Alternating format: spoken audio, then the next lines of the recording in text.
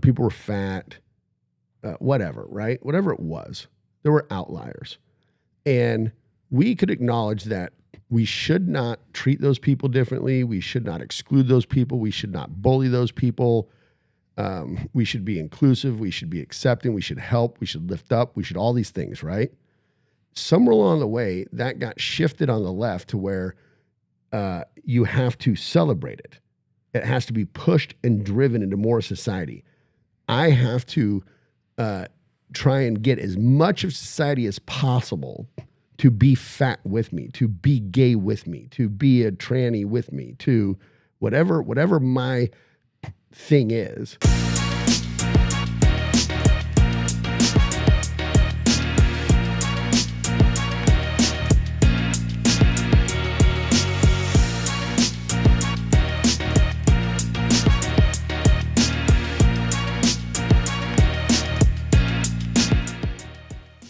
Hello, welcome to this week's edition of the Elliot Omanson Show with Elliot Omanson and Nathaniel Vossman. We have quite the lineup of things. I'm just going to hit the topics. Dumb people saying dumb things.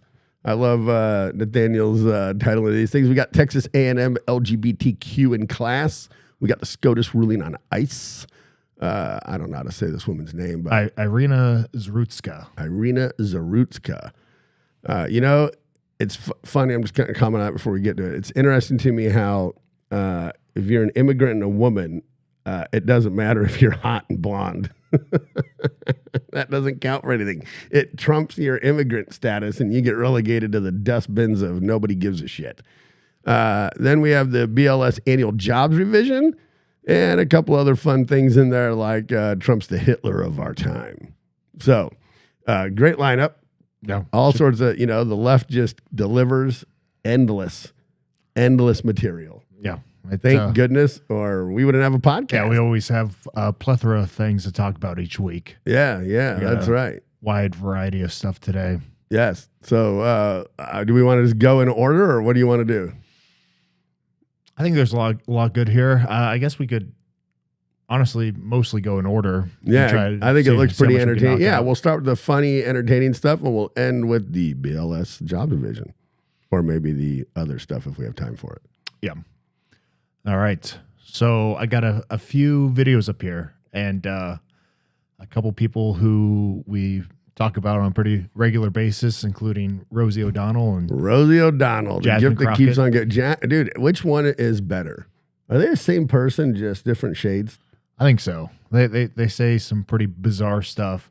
I think in this case, the one that makes less sense is Jasmine Crockett's. So we might go ahead and start there. Did you see the video of her where it was white Jasmine Crockett versus ratchet Jasmine Crockett? Oh yeah. Is that real? I didn't know if that was like it's such a stark contrast. Yeah. Like this woman has. Like, did a polling company tell her that, like, To act ratchet? Yeah. Yeah, I think that was actually one of the videos I had on my list last week that we didn't go through. And it was just kind of like a before and after. It was like when she first was running for the House seats. Yeah. Compared to, like, recently. And just the way she talks is completely different. And, like, I don't care what kind of culture you're coming from. Like, if you're in, like, a pretty powerful position like that, you can afford to just talk like normal. Why not? But what's funny, even if she was from the hood, which I think she's not, it's pretty proven clearly she's not. Like, you can still act like an adult and speak like an adult. Are you saying that people in the hood don't act like adults and speak like adults? Well, certainly not Jasmine Crockett. Me. Yeah, I mean, certainly not Jasmine Crockett. Like, there's a reason why they say it's ratchet. But don't you think it's just the evolution of, I mean, like it's weird to me how many Democrats, right, do this, right? There's video of Hillary Clinton. I think she's on Charlemagne the God, and she, like, for some reason, because she panders to black people by pulling out hot sauce out of her purse. Right? Do you remember that video? Oh yeah. They change they try to throw in, like, black accents and Southern drawls. Like, they constantly try to pander to what they think the demographic is that they're speaking to, right? which I think just goes in line with how fake they are on everything. Yeah. And this is just like, to me, like the culmination of that, where it's just this absolute complete transformation. Yeah, I think anybody who panders like that in that kind of way, it just shows pretty weak leadership. Because like if you're a strong leader, you shouldn't have to be changing for different groups of people. And I do think the Jasmine Crockett situation, the reason why she's gotten what I call more and more ratchet is simply because I think she just gets more support by doing so. Just the same way as like someone like Gavin Newsom, even though he's not talking weird, but just like his social media approach is becoming more and more Trump-like. Yeah. Because the traction it gains. Yeah. It was gaining traction, so he adopts it, which to a certain extent, like that's totally normal. Yeah. Like I totally understand that, right? Like we even do it in this podcast, right? We're constantly looking for how do we, what do we do, or within a certain boundaries. Yeah. That gets us more traction, right? Because it'd be dumb if he didn't. Well, yeah. So there's a certain amount of it that I think is completely normal and warranted. And then there's like, you're not even real anymore. Yeah. Well, I think where you cross the line is when it's no longer like genuine. Yeah. And so Joe Biden was a master of it. He just made shit up all the time, right? Because if you compiled all of his stories, he was raised by Puerto Rican Jews in a black neighborhood, like that guy driving a truck, driving the Amtrak train, driving a whatever. Like that guy, like there wasn't any group of people that didn't raise him. There wasn't any blue collar job he hasn't done. He just lied his ass off. Yeah. I mean, to be fair, credibility. At least with Biden, I feel like it was genuine though, because he's pretty lost. So the fact that he claims all those things is actually in line with what I would expect. Yeah, you can just chalk it up to he doesn't have a clue as to what he's done. I give him a pass. I think it's fine when Biden did it. Well, clearly the whole media apparatus gave him a pass. Definitely. They would track Trump's lies about the size of the people at his inauguration, but Biden lying about being raised by black Puerto Rican Jews and driving the Amway train somehow didn't warrant, Because it's just so ridiculous. Yeah. So anyways, that's kind of why. While you pull this up, I got to go grab a beverage. Okay. I forgot to get it. Sweet. So this is an example of Jasmine Crockett just saying something dumb. It's not really the way she says it. It just How'd they get her on Fox News? Well, I think this is like from a podcast and Fox News and stuff. Oh, just ran it. Yeah. So it's on the Will Kane show. So Will Kane's just showing this clip, and it's just one of those things that you hear someone say it, and I think this lady in the pink suit's going to be like nodding her head. Who's the grumpy old man that shows up in a sweatshirt and a ball cap? I like him already. Yep. And but everybody else is trying to look nice. They kind of just go along with it, but then you think about it, and what she says makes no sense.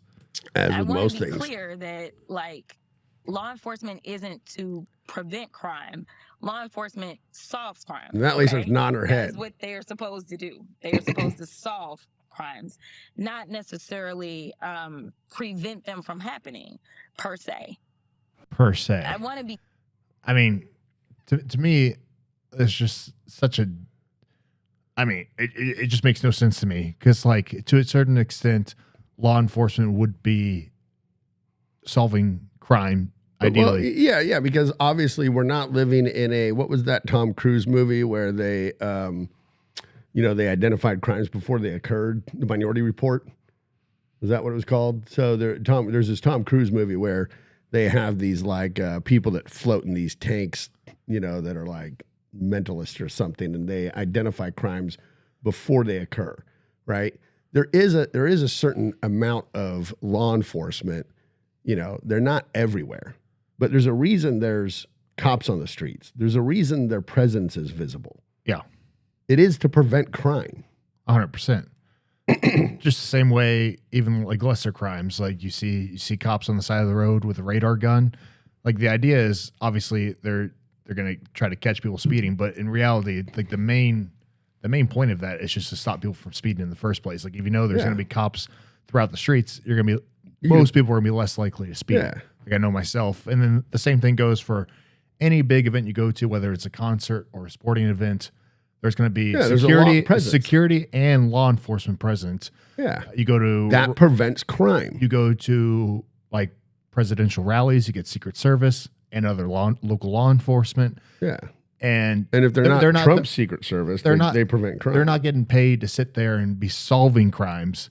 Like they're there to prevent crime, which is kind of the whole point. And so this argument, they would like to solve as few crimes as possible by preventing as many crimes as possible.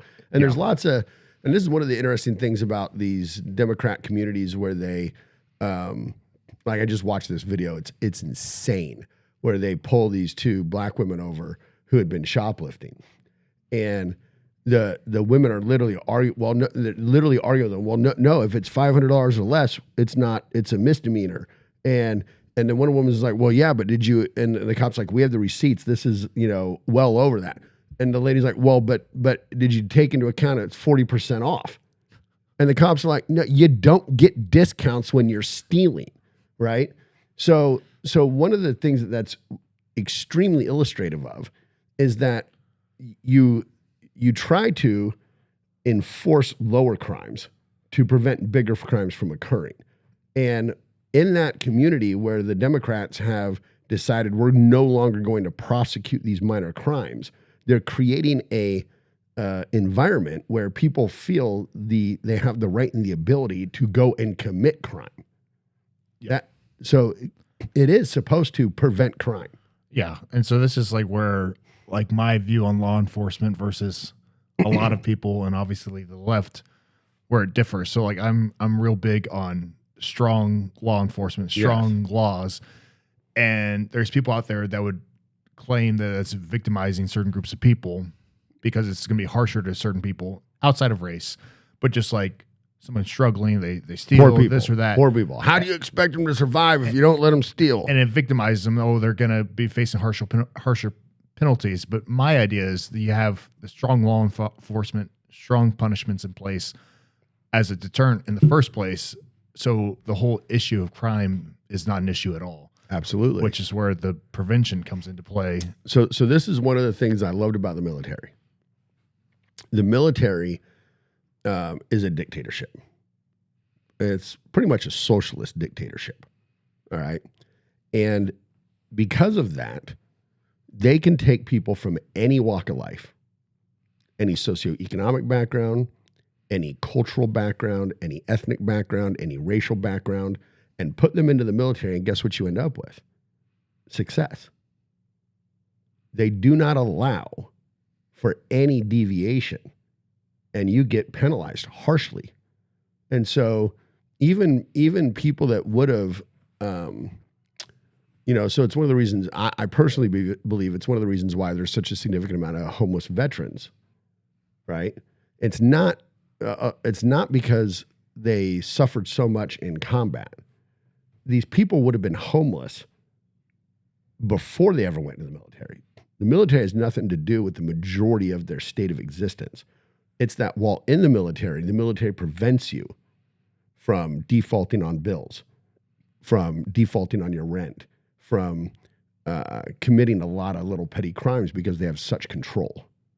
So, yeah, and now I differ with you a little bit on this. I don't want to live anywhere where crimes can't be committed. I don't want crimes being committed. I just don't want to live somewhere where the law enforcement is so significant crimes can't be committed. Because I am on the side of the least amount of law enforcement possible. That's just me, because I view them as an apparatus of the federal government or the state. And I don't believe that, and I'm a huge proponent of individual rights, not to commit crimes, but I don't have a lot of faith in the legal system. I don't have a lot of faith in the bureaucratic government system, which law enforcement is part of. I'm a huge supporter of police officers and the military and all that kind of stuff. I just want there to be as little of it as possible. But there are segments of our population that you kind of need a heavier hand, I guess. That's a way to put it. I mean, you're not wrong. I mean, there's areas that are just higher crime that just need more law enforcement. Yeah. That's how it is. And then hopefully get to the point where, that crime is prevented altogether. And then that community can kind of Flourish. lift itself out of that situation. Yeah. And then hopefully law enforcement isn't needed forever. Yeah. And so for better or for worse, there's a reason why you just don't hear as many police sirens around where we live compared to other areas. Yeah. Yeah. Well, I mean, there's not as big of a need. Don Lemon, who I think we have a video about, he talked about how he noticed that in a white neighborhood, he doesn't have to deal with the problems he had to deal with in a black neighborhood. That's Don Lemon. That's not me saying that. That's Don Lemon saying that, right? So why is that, right? And is it racist to increase law enforcement within that neighborhood? I would tell you there's a lot of really great people in those neighborhoods that appreciate and want the heavier law enforcement. Nobody wants to live in a place where like crime's rampant, except for criminals. Yeah, because I think the only people who lose in a situation are the criminals. And there's a reason why houses and apartments are real cheap, even like nicer places in those shitty neighborhoods, because no one wants to live there. No. And the only people who are crying racism are the ones that are trying to commit the crimes in the first place. Yeah. Because I can guarantee you that just good, normal people would prefer less crime, prefer to be able to go outside, not worry about being Of course they would, but there is this weird element that within these communities, and you saw it on the GoFundMe page for the guy that killed the Ukrainian woman. Did you see the GoFundMe page? Did you see their sales pitch? I didn't see one for this guy. I think is DeCarlos. Yeah, DeCarlos. So the whole thing is about how he is a victim of the systemic racism within America. And so there is this element that they're so entrenched in the us versus them based on how we look that they will always side with the George Floyd, the DeCarlos, whatever, no matter what. And that element, if I was in that community, I would do my best to root that element out of my community. Like that's what I had this conversation with a lot of friends of mine of diverse backgrounds. It's like, how do you guys rally around someone like George Floyd? On one hand, you have a cop who has served his community for 19 years, who's married, has children, is contributing, and is doing his best to help. And then there is this moment of his life, whatever you want to call it, 30 minutes worth total. And you're going to sacrifice that guy. When to me, if I was white and I watched a white George Floyd get killed in that circumstance and it was a black cop that did it, I'd just be like, well, good fucking riddance. Like, why do I want a George Floyd in my community? Like, why do I want someone terrorizing pregnant women? Why do I want somebody robbing people in my community? Why would I sacrifice someone who's in my community helping and doing good because of one moment in their life where they took something too far and somebody all hopped up on drugs with heart problems just happens to fucking die? So there is this, I just don't get it. Yeah, and I just don't like the false narratives of racism behind the stories. That's just my thing. So the George Floyd, him dying or not dying, is a whole separate issue to the whole narrative of racism that gets pushed, which is the whole reason why it was such a big movement in 2020. It's the whole reason why the NFL has these slogans in their end zones. Yeah. It's because of George Floyd being the catalyst to that. Yeah. And I just think that's dumb. You can dislike Derek Chauvin for, taking things too far, but to completely slam it on just racism is silly when there's no true evidence of racism that caused it in the first place. So that's my issue with it. Yeah, and so along these lines, the other day, a friend of mine from the Army posted a story. I wonder if he's taking it down. It's about a black entrepreneur, a black woman, who invented these hair clips. And there are two pieces. They're held together by magnets. They got teeth in them, and so it's really easy to just break them apart. It looks like you took it down. Break them apart. Oh no, here it is. All right, and so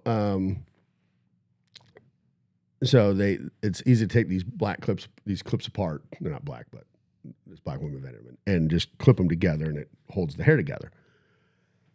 Well, this woman came across a white woman who had a similar product and was also selling them. Now, did she go through any of the system that's in place to protect your product and to...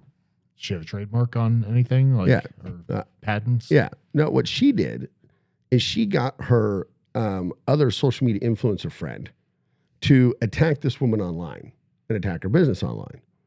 So the white woman files a lawsuit and gets a court order stopping the black woman and her social media influencer friend from harassing her and her business. That's it. Okay. And the remaining portion of the lawsuit is ongoing. Okay. And is going to be determined. So August 7th of 2025, Judge Ann Aiken granted a partial preliminary injunction in Owen's favor. Owen's the white woman. However, it was not a full gag order or an affirmation that Owens owns the rights to the invention. Instead, it prohibited Askew and Boyce from harassing conduct towards Owens, specifically encouraging third-party complaints to Owens' business partners. So they had started this online campaign to trash this Owens woman and her business. All right, what the court did not rule. The court did not decide who originally invented the clip. It did not rule the black inventor's idea was stolen or false. It did not fully restrict First Amendment rights, just certain behaviors deemed harassing. The actual case, Owens versus Askew, is ongoing to determine the intellectual property rights. But then you have these podcast hosts, these black guys, get on there and they frame the entire thing as this is another example of a black woman being forced by a systemically racist system to be quiet. No, it fucking ain't. And you trying to frame it that way makes it more difficult when a black woman is in the right. Like this is like, and the whole thing is just bullshit. The framing of it, and they're out there and they're like, why is no major black person in the blogosphere talking about this? Well, maybe because you're completely fucking wrong, right? But then my buddy from the Army picks it up and reposts their podcast with no research or knowledge, and they're framing the story as this is another example of the systemic white system holding a black woman down. No, it's an example of probably a fucking fat ass, obnoxious black woman attacking somebody online and not going through the proper channels in order to intellectually protect your business. And she doesn't have to have had it trademarked or anything. If she's going to be able to prove when she started making it, and you don't have to. I think if you're not protected, anybody can just use that design. Well, it'll be interesting to see how the actual case plays out around the intellectual property rights. But it reminded me of, I came across a $6 billion RIA, registered investment advisory firm, who went through a huge rebrand. And the marketing company created a green owl, and the shade was very close to mine, and the logo was very close to mine. Now, do you think a $6 billion RIA firm purposefully saw some tiny-ass little financial advisor in Lenexa, Kansas, thought, you know what we're going to do? We're going to rip off his colors and his logo. Or do you think that in the financial industry, there's probably a lot of people using an owl and using the color green, right? Pretty reasonable, yeah. Right? This shit's not some magical, I'm not super creative, and this isn't some, and so now, did I have all the right things in place? I had done all that, right? So I was able to have my intellectual property attorney send them a letter and tell them that their shit's too closely related and then they need to alter it. right? But most likely, a hair clip, like hair clips have teeth. That's not novel.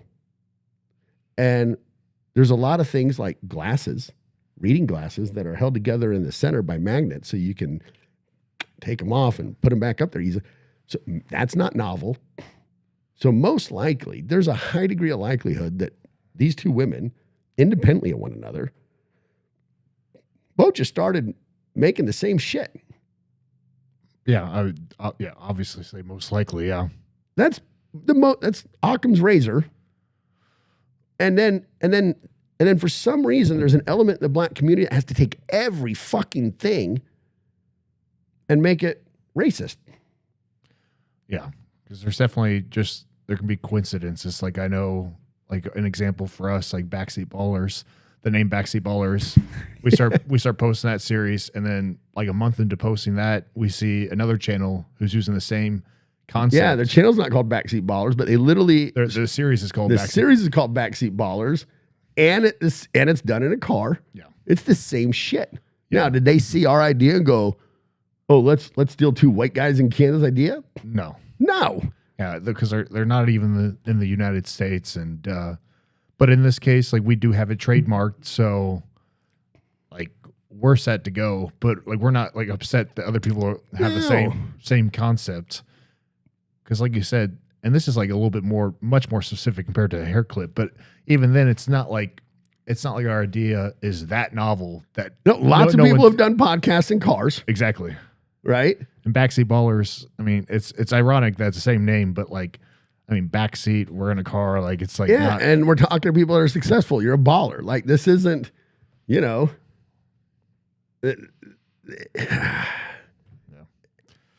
would. So it reminds me of these friends of mine. They lived in my neighborhood, about 5 houses down. They're from Puerto Rico.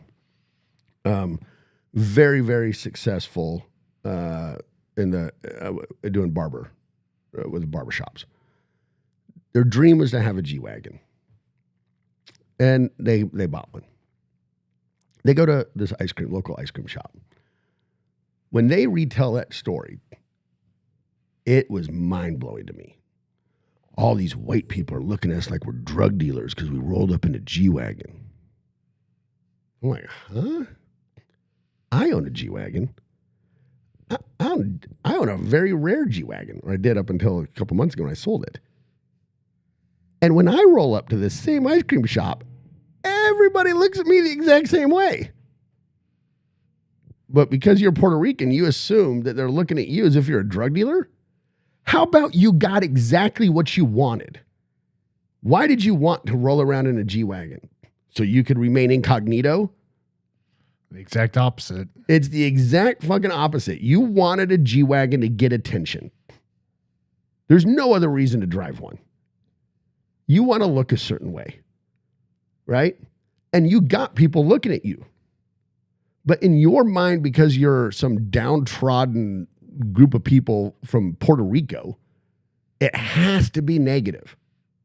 No, you got what you wanted, and it's positive. You got people looking at you like you're ballers because you're rolling up in a G-Wagon. Yeah, they just sprinkle in racism for why not? Yeah, no reason. Why not? Yeah, it's goofy. It is insane to me. But that to me, like the whole idea of like putting in fake racism into any situation is something that's just never going to end. I mean, that's going to be a forever. No, because it's been identified and it works. Right? It works. And people love to play victim. And it's got to stop one of working. the easiest ways to play victim is racism. Yeah. Like you need to steel yourself against believing that whatever happens to you is because of whatever little niche ass segment you identify with. Like why are you identifying with segments anyways? Like, one of my favorite comedians was talking about how a black person in China doesn't tell everybody they're a black Chinese or a black China person. Like over here, they're not an African Chinese. Why are we African Americans? Why are we Puerto Rican Americans? You're not a Puerto Rican Russian. Yeah. No one else does that bullshit. but we do. We love it. Yeah. It's so fucking dumb. I agree. So that was our long talk just about Jasmine Crockett. That went way off the rails. All right, let's do Rosie O'Donnell's fat ass. So Rosie O'Donnell, I mean, not do her, but is just a bizarre individual. And she, this video is just extra funny to me because if you just see just the condition that Rosie O'Donnell is in, and she continues to hype herself up, is just bizarre. Yeah, it's amazing at how incredible we all are in our own minds. Yeah, and Rosie O'Donnell loves herself. I think that he is afraid of smart, he isn't Trump, informed, strong women. Yeah, that's why. And he thinks women are to be abused, to be grabbed by the pussy. As he said, I thought when that happened that would be it for him. I remember when Gary Hart had a girl sit on his lap, a grown woman, not a child. And that was the end of his candidacy. And here he is saying what he says and being who he is. And I think that strong women scare him and infuriate him. And I'm one of them. I think that I don't think Trump's ever disliked Rosie O'Donnell for being a strong woman. So, do you know who Donald Trump hired to manage at the time the largest construction project ever? Private construction project. I think in the whole country, at least in New York City, I think Donald Trump was 36 years old. And it was the building of, I think, the Trump Tower. I'd have to fact check all this. Yeah. It was the first woman to ever manage a project like that. Donald Trump, his entire life, has surrounded himself with strong women, like actual strong women. Like for a woman to manage for anyone, I shouldn't say a woman, for anyone to manage that project is a massive undertaking. Oh, definitely. I wouldn't want to do it. Hell no. I guarantee you I'm not capable of 1/1000th of managing that project. Hell no, bro. And it was the first project of that scale to ever be run by a woman. Is that the behavior of a man that's scared of strong women? Definitely not. Well, did he hire her because she lets him grab her pussy? You think that's why he put her in that position? No. Like Trump is so driven by money that like he's just, which is in my opinion a good thing, but so driven by money that he's just going to pick the best person for a job in that case all day long. Yeah. And I think it's he's even blatant about it, right? Who does he want doing his taxes? He said it. This is a direct quote. When they're doing your taxes, you want them to be a Jew. That's valid. That's valid. Just like, is that racist? Fuck yeah, that's racist. But true. I mean, he's at least being honest and transparent, and he's hiring people, even if it's the wrong reason of a blanket stereotypical viewpoint. It's not preventing him from hiring them. He's not saying, I hate Jews, I'm not willing to work with them. It's who's the best for the job. There's a segment of the population that has a stereotype for being really good with something. That's who he wants. Yeah. Right. And from that, I mean, and I guarantee you think that project was the first time he'd ever hired a woman for an important role? Definitely not. But this is, but see, and this is why, oh my goodness. So I used to ask a lot in the first time Trump ran, because I do have a lot of friends that are on the left-wing liberal Democrat side of the thought process. Be like, here's my problem. Everything you claim about Trump, you made the same claim against what is quite possibly the most milquetoast honorable person to have run for politics in decades. And that's Mitt Romney. There wasn't a single scandal that guy, I think, has ever had anywhere in his life. And a lifetime dedicated of service and success. And you made the same claim that he was, because he commented on how he had a binder full of women. What the fuck was wrong with that? He purposefully kept a collection of successful, top-notch, intelligent, educated women with track records of performance that he would go to when wanting to hire for an important role first. And they blasted him for being a sexist pig for that. That sounds like what the Democrats celebrated at this point. Oh, I mean, that's their entire thing is you go to some niche minority group first. And Mitt Romney said that he did it, and he got trashed for it. And he got trashed the same way that Trump got trashed for saying he grabs women by the pussy, which he didn't say. He said, when you're a billionaire, women let you, which is not a lie. Does it have to be all women let you? Yeah, for better force, yeah. It's not all women let you, and it's not being a billionaire. It's when you're in a position of power, everyone, men and women, let you do things that are probably not the best thing, right? Like, take it down to just my low level. I realized at one point I was really treating people poorly in a way that I hadn't even realized, and I still do it. I do it to you all the time. I'm late all the time to everything, right? And I could be because the people I'm meeting with want something out of me. And because of that, it's like in the back of my head somewhere, I just realize I can just show up late all the time. And they're still going to be there. Or I can reschedule on them. Well, that's a really shitty way to operate. But that's true. I mean, you got the leverage because the leverage, right? Because they want something from you. And I allowed myself to get super busy and and basically disregard other people, right? And I had to recognize that that's not good. I try not to. It's still I still don't do a good enough job of keeping my schedule. But it's the way it works when you're in a position of power. And that's all Trump was saying. Now, of course, he thought he was in a private conversation, bro talking, right? But it's just amazing to me that they think that they can just they get this idea in their head. The idea is not backed up by any facts whatsoever. The facts actually speak to a complete opposite viewpoint. Because I guarantee you don't make your first female hire to be the largest project you've ever undertaken, whether or not it really was the largest construction project in New York or it was Trump's largest project ever. It's definitely a big project. You don't jump straight to hiring people you don't respect to do it. Like, that's insane. Yeah. Yeah. It's like the whole gay thing. The highest ranking openly gay person in the American government of all time was just put into place by Trump this go around.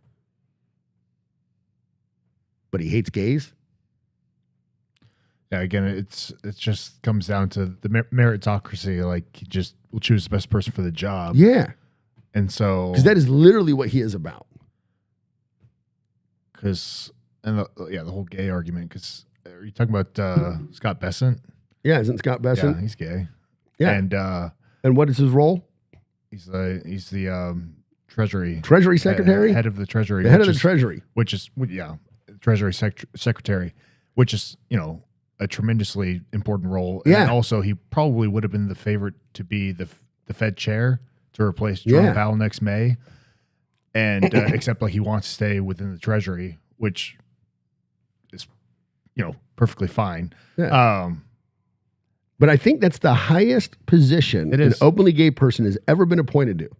I think so. I mean, by Donald Trump. It is a huge position because, like, the Treasury is like one of the most powerful engines in the entire world. Yes, the United States, the world, just trillions and trillions and trillions of dollars. And then also the Fed chair would have been the head of the biggest central bank on the face of the planet by a huge multitude. Yes, but tell me again how he doesn't respect women. He's scared of strong, smart women. He's scared and doesn't like gays. Crazy. It's dumb. It's dumb. People just like to repeat the same old nonsense. Yeah. All right. Let's watch Don Lemon get told he's a fucking moron. This one's pretty funny. Just because. Yeah, I'll just play it. just on the streets doing his thing. Sir, can we talk to you? Where are you from? You live in New York? Who are you? Don Lemon. You're a fucking moron, dude. Thank you. So are you. Yeah, oh, that's very nice. Yeah, nice to see you. Except you've never heard anything I've had to say, and I've heard a whole bunch of what you. I'm glad you watched me. No, I don't. Why? But you just get clipped everywhere. I know, but why don't you? You said you don't watch me, but yet you know who I am, and I get clipped. Before I realized that CNN and MSNBC were full of shit, every once in a while I'd see What do you watch? talking. I watch all sorts of stuff. Yeah, but why do you say CNN and MSNBC are full of shit? Because they lie. But about what? Be Everything. specific. What's everything? Everything. How you doing, sir? Can we talk? It's just Don Lemon's response, like, oh, you are too, like a moron.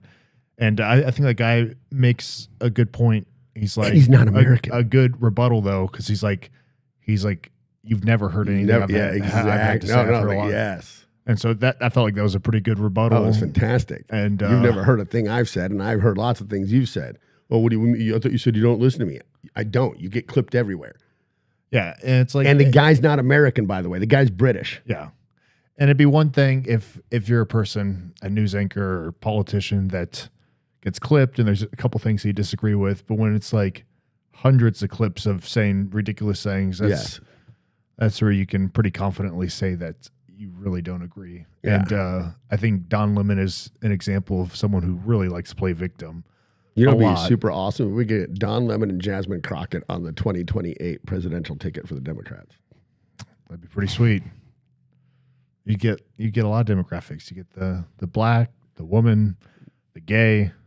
Don Lemon, right? Pretty sure he's pretty gay. Yeah. And then you also get like a ratchet side, which is pretty unusual. Yeah, you get the entire Democrat base with those two, right? Yeah, because like you see other black politicians, but Jasmine Crockett by far is the one who's like the most, like I say, ratchet. It's just pretty gross to watch her talk. And you'd get all Democrat women, the liberal Karen, blue-haired Philly fan. Yeah. I'm sure they would definitely they'd get that vote for sure. I hope maybe that Philly fan would go around stumping with them on the campaign trail. Probably. That clip is funny. I should have added that clip. Did you see the Bananas reenact it? Oh, they did? Yeah, they did. That's why I like the Savannah Bananas is pretty funny. They keep up on like current events like that, and they'll just like make I think I think they did the Coldplay concert too. Yep, yeah, I did see that. That was awesome. But yeah, they just went around and replaying that. Yeah, which is pretty funny. Yeah, I just saw this funny TikTok. One of my favorites is the guy Dad Advice, and it is hilarious. And he was talking about how now when your wife's giving you problems, just pull out your phone and order some Coldplay tickets in front of her, and then ask her if she can watch the kids that night. That's one way to do it. That'll get you out of trouble for sure. Yeah, right.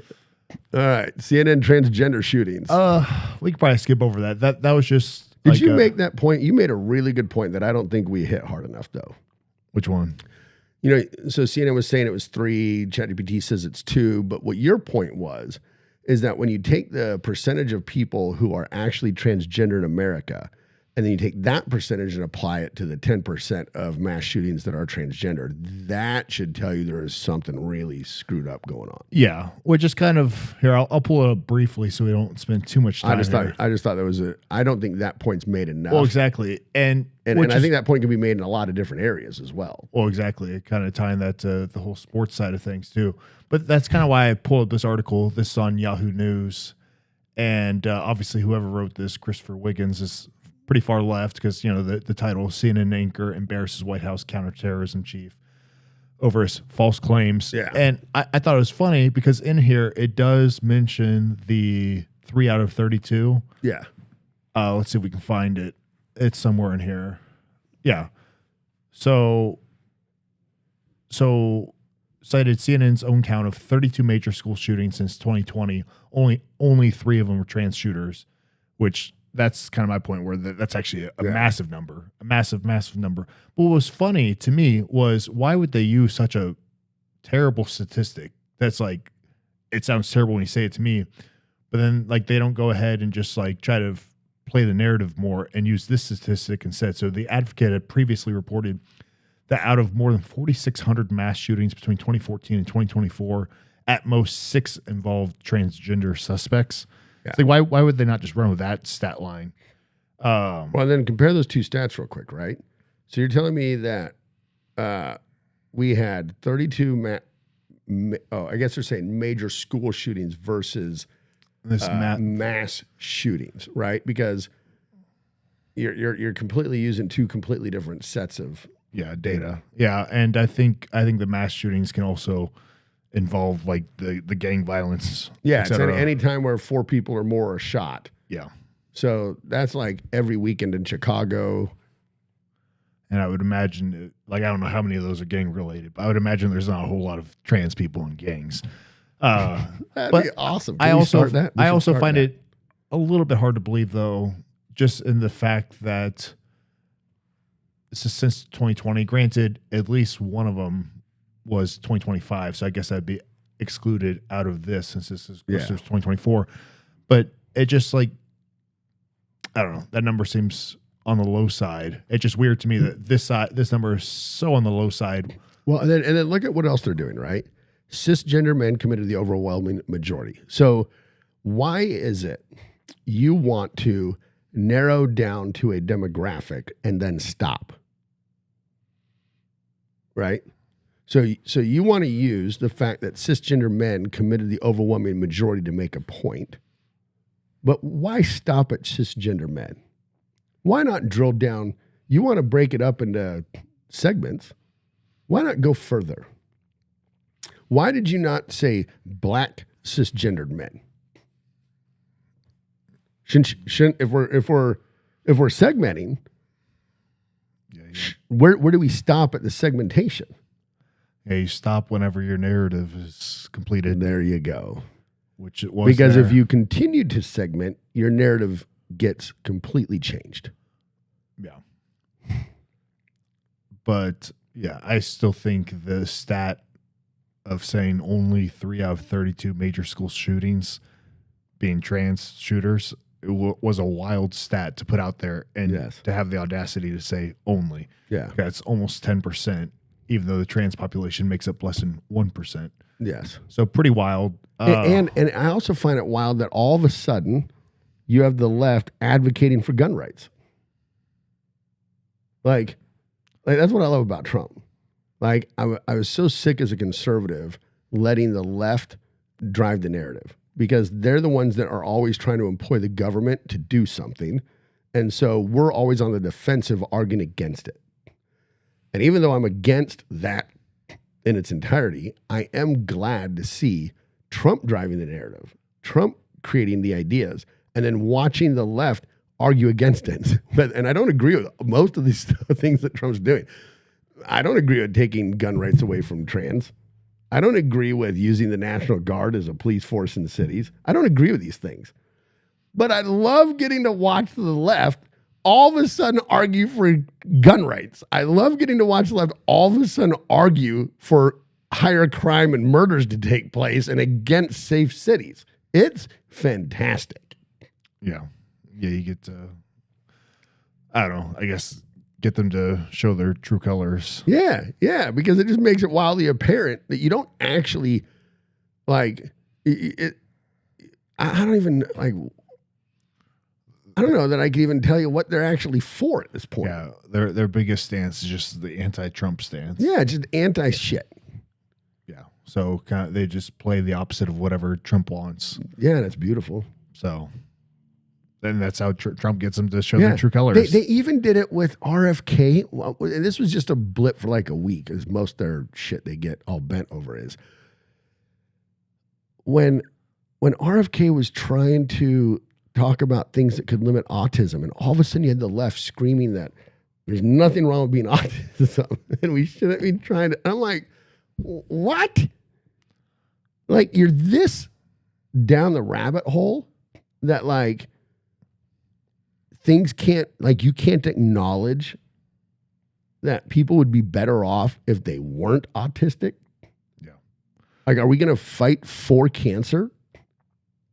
Like, what is wrong with you? Yeah, and that's kind of, again, where the divide comes between, like, a conservative point of view and a liberal point of view, is that, like, I feel people are going to disagree, but I feel like conservatives are more like trying to find the root cause of the issue and fixing that versus just sympathizing with that group of people. So like, for example, like the autism is a good example. Crime is a good example. Like fat people are a good example. It's one of my favorites. It's like, because you start implementing. And I formally identified as fat. Yeah, I've when I want to, I identify as it. But it's kind of like the idea of like putting stricter when I want to. Yeah, stricter fitness requirements for military, et cetera, or just like if you put stricter fitness requirements back in schools, people would say that's like basically goes against fat community, fat shaming. Yeah. And it's like, well, we want to fix this problem. Like there shouldn't be high crime. Children should not be fat. No. The autism rate should not be People so high. should not be autistic. Yeah. But and it's just crazy because you see these trends. And I think the obesity epidemic is a massive one. Like, obviously among adults, it's pretty wild. But among children of all people, oh my goodness, children are not made to be obese because their body is growing so much. Like the food that they're putting in their body, they should be able to eat a lot of food and not get fat. Yes. Because their body is growing. As an adult, it's a little bit different because you're no longer growing. Yeah. And so like you're going to... all your hormone levels drop, your HGH drops, your test levels drop. Like you go from playing outside all the time to being more sedentary, stuck in an office. I mean, there's a lot of things that like... Yeah. And so as an adult, it's more understandable to get fat. But again, as an adult, you also have the autonomy to figure that shit out and not be fat. Yeah. But there's no reason why any child should be fat. Like there's a caveat. Yeah, right. Because there are legitimate. See, so this is one of the things that I think is infested the left mindset. It's part of the woke mind virus. And I ask this all the time. As a society, we used to be able to acknowledge that there were outliers, right? Yeah. Divorce occurred. People were gay. People were fat. Whatever, right? Whatever it was, there were outliers. And we could acknowledge that we should not treat those people differently. We should not exclude those people. We should not bully those people. We should be inclusive. We should be accepting. We should help. We should lift up. We should all these things, right? Somewhere along the way, that got shifted on the left to where you have to celebrate it. It has to be pushed and driven into more society. I have to try and get as much of society as possible to be fat with me, to be gay with me, to be a tranny with me, to whatever my thing is. I now have to not just like I can't acknowledge, divorce. We should all acknowledge the best possible thing for children is to be raised in a 2-parent household. Now, does that perfect utopia exist everywhere? No. Divorce happens. Shit happens. But we should work as a society to make it as limited as possible. And instead, we have to act like somehow there's nothing wrong with it. No, there is something wrong with these things. It doesn't mean you're a bad person. I'm divorced, right? It doesn't mean you're a bad person. Did I fail? Absolutely. Yeah. Do I beat myself up about it? Should I be excluded from society for it? No. And there's certain things like being gay, I don't think is a failure, but like you should still be able to recognize that if all of society was gay, it's probably not a good thing, right? I don't need to celebrate it. I don't need to push it out into society everywhere. I don't need to tell my third grade class that I'm gay and how great being gay is, right? Like, what's the point of that? Like, go be gay, rock on. Yeah. My entire life, I've been around a lot of gay people. In my 20s, I'd go with my gay friends to their clubs and I'd dance with guys and, I just politely tell them I'm straight, but I don't mind dancing with you, Like, I didn't need to tell them there's anything wrong with it, but you don't need to rally society in order to validate and celebrate. Just be. Yeah. Yeah. And And again, I think people like to play victim, and kind of going back to the obesity thing. Like it kind of I see it a lot because I'm a personal trainer. I'm big on nutrition, exercise. I have a fitness social media page, and it's just funny to me. It's always 100% of the time it's liberal people who take this point of view, even though it's not a political thing.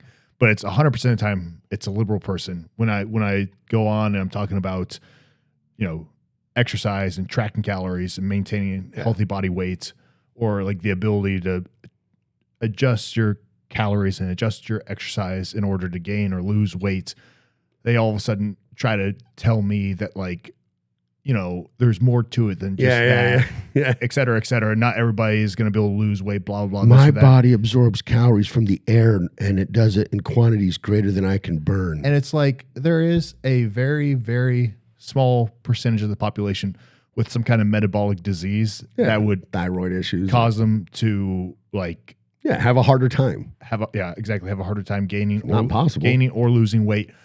But when I'm giving advice on nutrition and exercise, I'm talking to the 99.9% of the population. I'm not going to target the 1 in 1,000 people who have this metabolic disease. Yeah, you're not calling them out. You're not trashing them. If you've got some kind of disease, and that's when you go to the doctor. Yes, and you don't need to preface every post with, for those of you with a metabolic disease, this is not directed at you. Yeah. For the indigenous peoples of the Cherokee tribe, this land that we are on that we're not going to give back or do anything about, once was yours. This is the stupidest shit. Yeah. And it's just funny to me because I'll get comments like that, and like the reasoning behind it, the science they throw at it, it's just so stupid. It's just so stupid that I just have to look at what these people look like to see what's going through. It's like an NPC in the world, and it's 100% of the time. Yeah. I've never once gotten a comment like that, and I've gotten at this point hundreds, maybe close to 1,000, but at least hundreds of comments and DMs saying stuff like this. Yeah. And never once has it been from someone who's clearly conservative. If it is 100% of the time, someone who's very liberal, not just you can't even tell because it's such an ingrained part of the whole mentality, right? That nothing was better than was it Oprah who had all the morbidly obese black women on, and they talked about how dieting is racist because they live in a system of systemic oppression that causes their stress responses to operate differently. And a diet that works for a white woman will not work for a black woman. This is one of the greatest videos of all time. That's dumb as hell. I have heard about that, but that's dumb as hell. It is one of the, I'm telling you, it's wild. And it's then you watch the PBD Jubilee, and it's the same mentality. Every one of these people absolutely believes to their core that they can't, that they cannot, that it's not possible. It's just wild. No matter what he says, no matter what facts he lays out, he straight offers jobs, mental health. He'll foot the bill for every one of them. And it is absolutely not across the board. Yeah. Not a single one is willing to be helped. Yeah.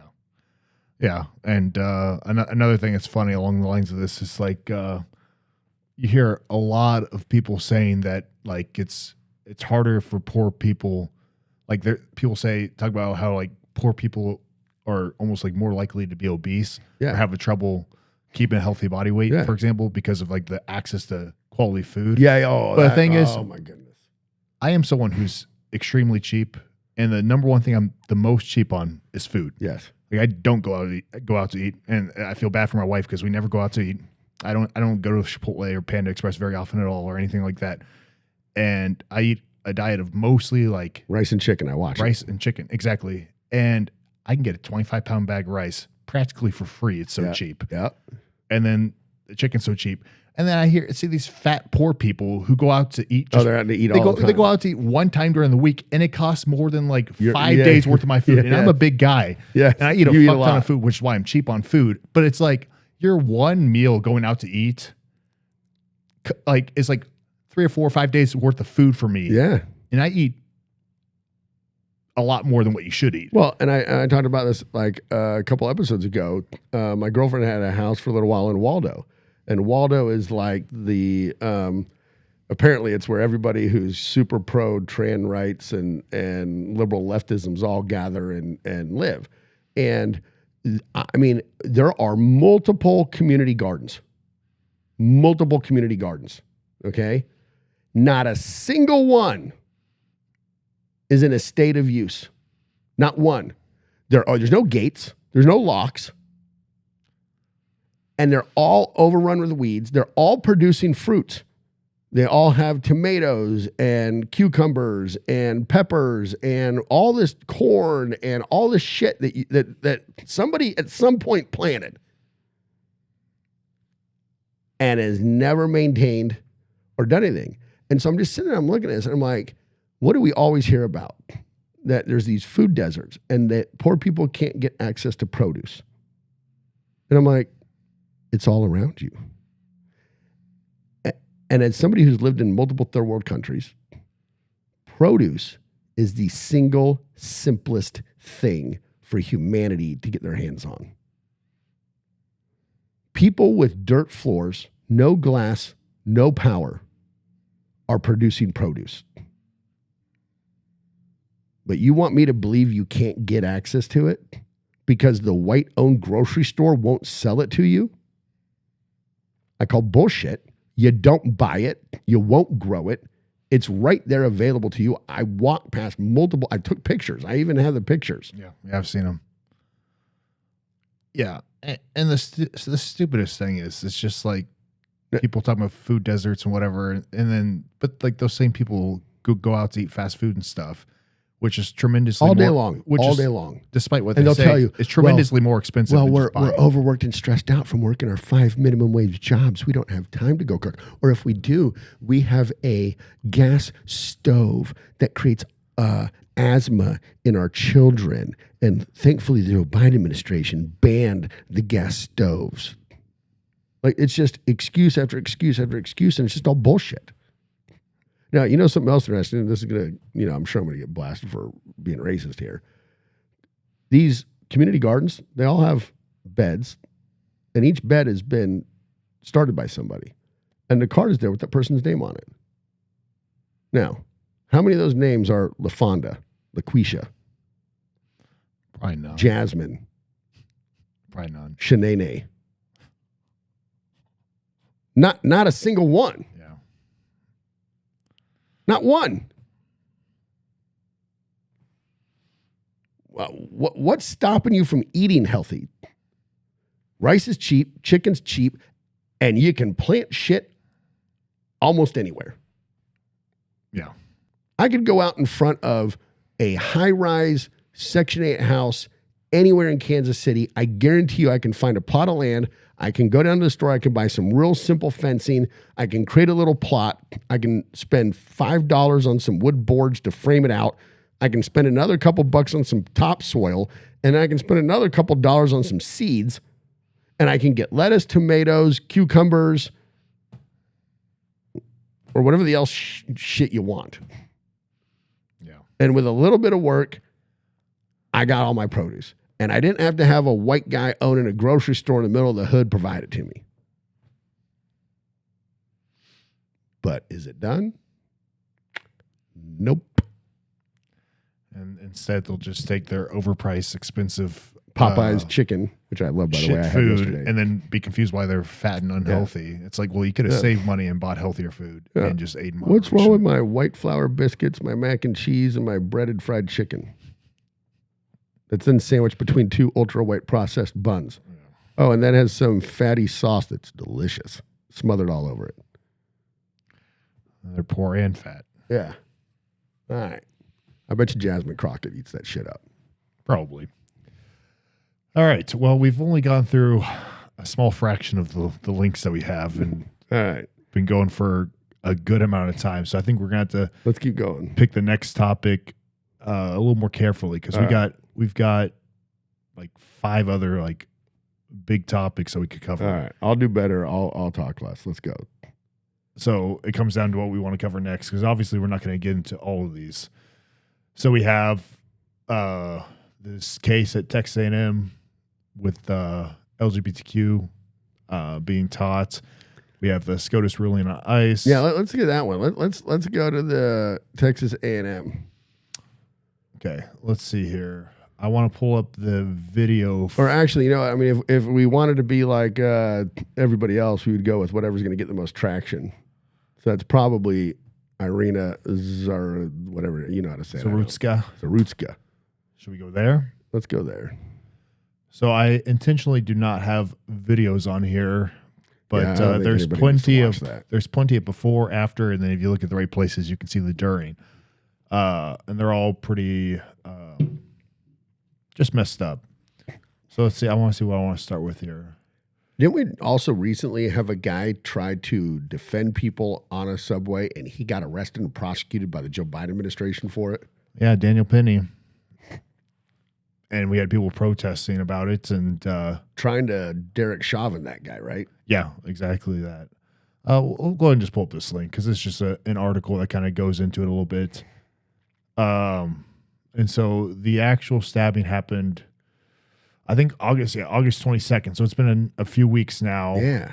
But it's kind of hitting the news a little bit more this week because Trump seeing the video and I love some of the headlines, right? Like I saw a headline where they like, you know, the political I don't know the word was like brouhaha, you know, like the political whatever. I'm like, wait a minute. That's what took you to report on it, is it got politicized. And you're acknowledging it in your headline. Why? Yeah. I think what a lot of outlets are kind of missing is the fact that I'd say the two biggest things that people are most upset about in this case is the lack of coverage. And then also this big stat line right here, DeCarlos Brown, 14 prior criminal cases. Yeah. And I believe those are all since like 2007, if I'm not mistaken. Yeah.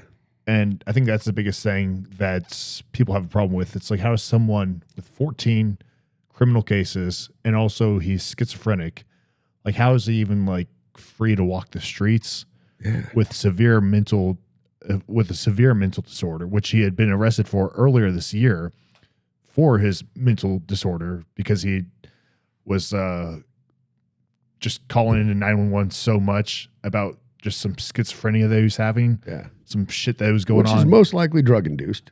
Yeah. And but he got arrested for that earlier this year.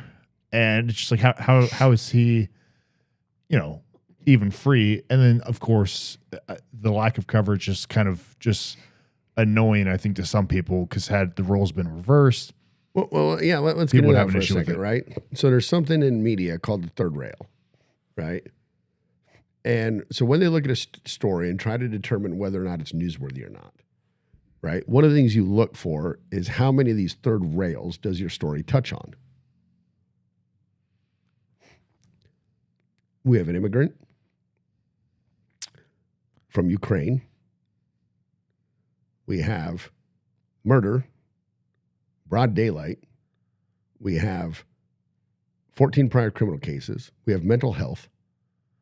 Like, there are a lot of third rails here that this one singular story touches on. And it's not newsworthy. Because it goes against so much of, you know, the narrative. Yeah. Because, you know, it goes against the mental health, the race. Well, there was no gun. Because normally with a Democrat, right? You don't blame the murderer, you blame the weapon. But knives are cool. But I mean, he only, you know, it's not mass. It's not a mass stabbing. He only killed one girl. And what was extra messed up was I've seen the full clip, the before, the during, the after. And it's just extra messed up because I've seen a few pretty bad clips in my life. I've never seen a clip like that he attacks her completely unprovoked. And then he just like gets up, walks away. Well, then what does he say afterwards? I don't even know what he says. It's on film and it's on audio and you can listen to it. I got that white girl.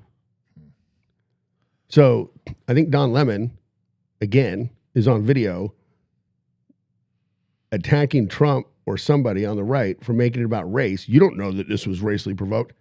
No, motherfucker. Watch the video and listen to the audio. The guy literally walks down the subway car and he multiple times says, I got that white girl. Yeah. Now, does that mean it's really about race? If I was black and it was reversed and a white guy said that, you would absolutely say it had to be. But again, because I try not to like make everything about that shit, the guy's mentally deranged and he's, hopped up on drugs and he's got schizophrenic behaviors. So saying I got that white girl, does it mean it was a racist attack? So part of what he had been arrested for earlier this year, calling to 911, and then part of what he's blaming this attack on is that I think he's claiming that I assume like the government or someone had implanted some kind of material in him that's controlling him. Yeah. Obviously, it's the schizophrenia that's doing this. Yeah. But back to the actual video itself, it was pretty messed up because, he stabbed her and then walks away, and she's still perfectly alive and sentient and like aware, and like no one's even helping her out. No one. Well, yeah, because do you want the Biden administration to prosecute you and try and lock you up for it? And I'm not saying that necessarily it would have saved her life. It could have, but it's just wild to me that no one gave her more aid and she dies on the spot. Yeah. From, I don't know. It's just wild. You would have thought that at least someone would have hopped in and just their instincts. Because like obviously normal people are not trained to deal with that. But at the same time, there's a certain instinct that people have when it comes to emergency. Well, this is actually this has actually been studied at length. There was a very famous case in New York back in the 70s where just everybody watched this person get murdered and no one stepped in to do anything. And this is studied a lot in psychology courses. And so, oddly enough, that's a very normal groupthink behavior, as much as we don't like it. Yeah. And it's hard to say if you're not in this situation yourself. It's hard to say how you would react. But yeah, it's just the video is pretty messed up.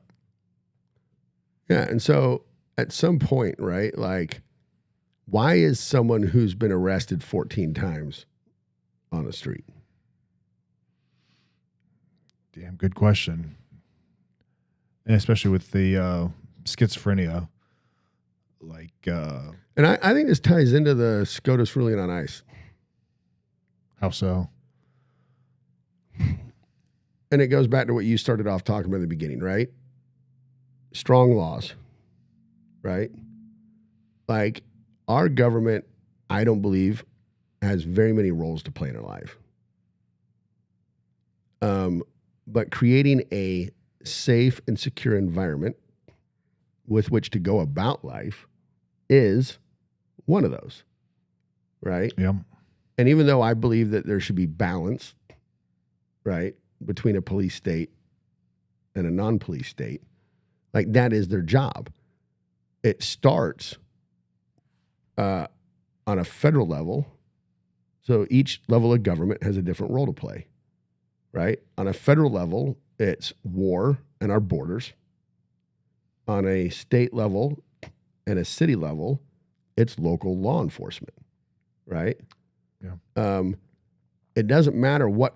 So we had this problem overseas where the U.S. military was trying to get us to train the locals to be more of police instead of like our role as military. So we'd get these consultants attached, and they would help train the locals on law enforcement procedures. But you're in a tribal nation, and so when you would make an arrest of somebody, the prosecution and the judges would just, it's their cousin, 18 times removed or whatever. They just turn around and let them out. The exact very same thing you have going on in these liberal leftist shitholes. And so the cops get very disheartened and very disenfranchised. It's like, why am I doing any of it? Like there's no point in me doing my job when you're just going to turn around and let the guy out, right? And you end up with, I mean, how many people got murdered in Chicago over the weekend? How many people get, before Donald Trump came in with something I don't agree with and locked down D.C., how many people there were getting murdered every weekend? Yeah. Right? And why is it that on the left and Democrats, it's always the side of the people committing the crimes and never the innocent people being harmed? It's messed up. I'd really like to know the answer to that question. Yeah. That's why I'm a big fan of like pretty harsh penalties. It's not to punish the people who do the bad stuff necessarily. It's to stop it in the first place. Yeah. And the same thing with what I really like kind of going to ICE. The thing I like about Trump's really strong immigration stance, it's not to punish, I mean, unfortunately it does, but it's not to necessarily punish illegal immigrants in the country. It's to stop the issue before it becomes an issue, which is where Biden was real weak, is that if you take a weak stance on immigration, of course you're going to have a lot of illegal immigration. And of course there's going to be more cleanup to be done. Yeah. But if Trump had never left office, we wouldn't have had that issue because he's already solved it once. He's already so strong on the position in the first place that people wouldn't come into the country. And so there wouldn't have to be as many deportations. And that's the issue. It's like, let's solve the problem so there's not a mess to clean up afterwards. Absolutely. And there's a lesson that I learned in church as a kid that I really think is the understanding of is lacking in society today. When there is an injustice and you show grace to just one of the two parties, you are actually creating an injustice towards the other person. That is not a solution. There is no, you can't give grace in a way that harms another person. That is not a just and fair society to live in. When you show grace to someone, there still has to be justice employed. It doesn't work that way. I can't allow you to incur a debt and then because you're under bad circumstances, forgive that debt. Unless that debt's to me. If I'm willing to forgive that debt, right? So you're an idiot. You went and racked up $100,000 of college debt, getting a stupid degree, and now you're a barista. I forgive your debt because I'm a politician that wants your vote. Well, I just created an injustice to every other person that's ever paid off their student loan or the taxpayer that just got stuck with that bill. That's not a solution. The solution has to be something that still enables justice while providing grace. And I think that's one of the biggest problems that's happening in a lot of these, Democrat-run cities where these prosecutors and these judges, they are so focused on showing grace to the criminal, there's no justice being done. And there's a huge injustice being done to all the law-abiding citizens. And quite often, the injustice is the death of the innocent people. And the same thing was done. We want to show grace to all these people that are coming over the border. We understand they're coming from a place that's not as good as here, which still, again, blows my mind because there's not a single Democrat that likes America and thinks America is a good place, but somehow they still want to open us up to all these people to come from their better place of Venezuela or Mexico or whatever shithole they're from. Somehow that's still better, but we're gonna open it up and we're gonna let them come in here. But when you let them come in here illegally and you're showing that person grace by doing it the wrong way, you're creating a massive injustice to all the people that came here legally, to all the people who are already here. It's like, this is not a solution. And I don't understand, is this concept not taught in college? Definitely not. Why did I learn it as a child in church and you can't get taught it at Harvard? It's bizarre. Yeah. So, yeah, that's probably my biggest pet peeve. This is outside of politics even. It's just people who just refuse to face the problem head on and actually provide a solution. Yeah. And they just keep fucking trying to make up excuses as to why the problem can't be solved or sympathize with the victims. And I'm going to go super Christian here for a second, right? the whole reason the atonement with Christ works, God doesn't just say you're forgiven of your sins. That's not the story. What's the actual story? What is it? You had to actually follow Christ to get. Well, grace is sufficient, right? We all understand that one. But the atonement is that somebody had to pay the price. Yeah. Justice had to be fulfilled. Yeah. It wasn't there is no atonement. It wasn't your sins are forgiven and no one paid the price. Like that's the entire foundation of Christianity is you have the ability to be forgiven of your sins because justice was fulfilled. Without justice being fulfilled, without somebody coming down and somebody being able to take that sin upon you and suffer and pay the price for your sin, you can't get it forgiven. Yeah, that's a good point. And it's really ironic. A Mormon asked to explain this to all the rest of y'all. All right? Albeit a fairly bad Mormon. Definitely not the best example of being a Mormon. But like that's the entire foundational principle of Christianity is that grace and justice are connected. Otherwise, the story would just be Christ wouldn't exist. There'd be no need for Christ. You would just say, my bad. Yeah. And get forgiven. Now, I do believe, and Mormons get a lot of crap for this for some reason, because we're always told that we think we have to work our way to heaven, which we absolutely don't. But for some reason, that persists. But what you said, I do believe is integral to it. If I truly do believe in what I'm espousing with my Christian principles, I will live my life different. It's not that I'm living my life in a way to get to heaven. Grace is sufficient. I ask for forgiveness, but part of asking for forgiveness is accepting Christ into your heart and truly coming to terms with the harm that your sinning has caused, and gratitude that Christ took that upon him and has enabled you to be able to receive forgiveness for it. And if you truly take that into your heart and you truly do that, you will live your life a different way. You will behave differently. But justice had to be fulfilled. Yeah. And we live in a society where you're not a good person unless you're willing to forgive people of their debts and forgive people of their crimes without justice being fulfilled. Where did that whole mentality come from? I think it just comes from weak generations of people.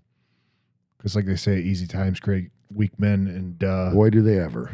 And modern times is creating weak people because of the advancements in technology. I mean, that's really it. Like, the quality of life has improved so much that now I think humans as a whole are just weaker. And that's something that's only probably going to get worse and worse. Yeah. I heard a really wise guy. I wish I could remember his name so I could credit him with this. He talked about how men have won. Men in the West have won. There's no more fear of invasion. There's no lions coming into your teepee at night or whatever people that live around lions live in and eating your kids. Like, we've won. We have systems that prevent disease and all these kind of things. And once we won, women decided they no longer needed men. Because the obvious thing that you needed us for has been accomplished. Yeah. And he's obviously much more eloquent and intelligent than I am. So when you listen to his explanation, it is very powerful. And it's like, holy shit. And it just reminded me of when everybody on The View was like, I don't even know what we need men for. Oh, I don't know. How about so your toilet flushes? Yeah. Do you like your toilet? There's not a lot of women in the plumbing business. Yeah, but I guess that kind of sums up. Hey, do you like having air conditioning? There's not a lot of women in the HVAC business. Yeah, but I guess that sums up kind of what I'm talking about with the the weak generations of people Yeah. is that, like, you know, there's not as many immediate threats, and so like none. Men, like you said, have won, and now there's less of a need for that defense, and that causes women to be the way a modern woman is, and what causes society to go downhill, and which just kind of leads into this whole issue of everybody being a victim and weak policy and crime being okay, and fat autistic kids being just okay, and we're supporting that. It's like we're like now just never holding ourselves responsible as a society. To think about it, we're not just supporting it. Lululemon put a picture of a huge fat woman up, giant poster of her in their stores, and labeled her their running ambassador. Like, running what? To the fridge? Yeah, I was gonna say she ain't running very far. No, that was their running ambassador. Are you it's so insane. Yeah. It'd be like these fitness companies I follow. It'd be like a fitness company, like a bodybuilding company, putting out like a picture of some super skinny dude and saying this is our bodybuilding guy. Yeah. It's like, what the fuck are you talking about? Yeah. So that's why I at least like about my segment of the fitness community is that there's no political correctness. Thank goodness. And so like I'm more obviously in the bodybuilding and some powerlifting, and it's like the results actually matter. So meritocracy is there completely. Like if you've got the best, can't lift the weight, if you got the best physique, no, you're gonna be the best. You're not mom Dommy in New York trying to get 135 pounds up the bench and having somebody else do the bulk of the work for you, and then everybody congratulate you on how strong your bench press was. Yeah, well, that video was hilarious. Yeah, so that guy needs to lay off the soy milk in his lattes. I'd agree. All right. Is it 1? Yeah, it's 1 o'clock. So and I got a meeting. Yeah, exactly. So all right. Well, on that note, that was a fantastic lineup, and hope you all enjoyed it. Attack us in the comments, please. Let us know how mentally unstable you are. If any of you have had your meds canceled, start a GoFundMe and send us the link. We'll contribute to getting you back on your meds. And until next week, this is Elliot. Nathaniel. Signing off.